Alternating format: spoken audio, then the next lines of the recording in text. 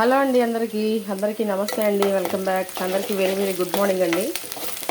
ఇక ఈరోజు శుక్రవారం అనమాట. ఇక నిన్నైతే అసలు తీయడానికి కుదరలేదండి. అసలు నేను బయటికి వెళ్ళి నిన్న సాయంత్రం అయితే ఇంటికి వచ్చాను అనమాట. ఇంకైతే కుదరలేదు. ఈరోజు కూడా వెళ్ళాల్సిన పని ఉంది. సో ఇకైతే క్యారేజీల కోసం ఈరోజు మా పెద్దబాబు అయితే కాలేజీకి అయితే వెళ్ళలేదండి. పాపం వాడికి నైట్ అంతా నిద్రలేదు. వర్క్లన్నీ చేసుకునేపాటికి దగ్గర దగ్గర 3:30, 4 అయిపోయిందనమాట. ఇక సరే అని చెప్పేసి ఇక వాడు లెగలేదు. ఇక లేపలేదు, నేను కూడా అలసిపోయాడని.